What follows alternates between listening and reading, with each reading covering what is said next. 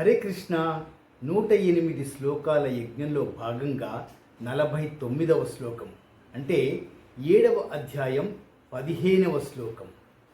నమాం దుష్కృతినో మూఢాః ప్రపద్యంతే నరాధమాః మాయయాపహృత జ్ఞానాః ఆసురం భావమాశ్రితాః. శ్రీకృష్ణ పరమాత్మ ఇన్స్ట్రక్షన్స్ లాగా చెప్తున్నారండి.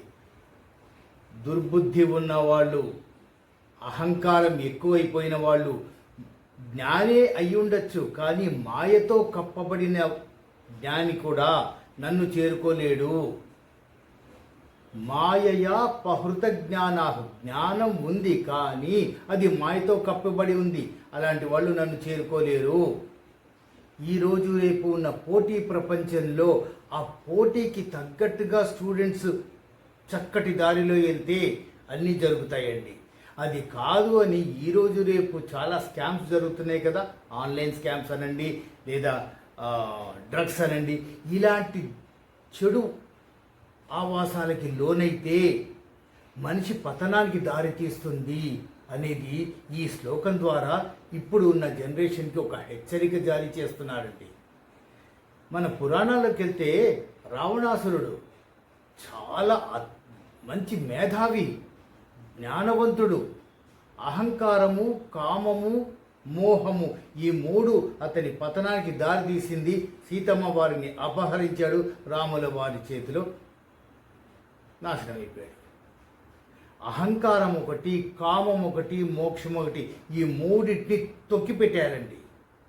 ఎస్పెషల్లీ విద్యార్థి దశలో అహంకారం పనికిరాదు, కామానికి అసలు సంబంధమే లేదు, మోహము అసలు ఇవి ఆ ఏజ్ గ్రూప్లో రావాల్సిన ఐడియాస్ కాదు కదా. అలా ఉంటే మాత్రం లైఫే పతనమైపోతుంది. ఇది మనకి పురాణాలు, ఇతిహాసాల నుంచి మనకి తెలుసుకున్న నీతి అండి.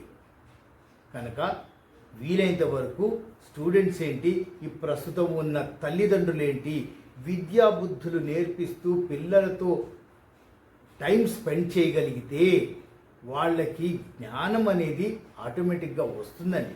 మీరు మాట్లాడే మాటలు ఈ పిల్లలతో ఏం మాట్లాడాలో అదే మాట్లాడతారు కదా. ఎవరి కాళ్ళు మొబైల్స్లో కూర్చుంటే పని అవ్వదండి. ఆ తర్వాత వాళ్ళు ఎలా తయారవుతారో మీరు మెలుకునేసరికి జరగాల్సిన డ్యామేజ్ జరుగుతుంది. రామాయణంలో రావణాసురుడు ఇలాంటివి జరగకూడదండి. తగు జాగ్రత్తలు తీసుకుంటారు కదా. హరే కృష్ణ.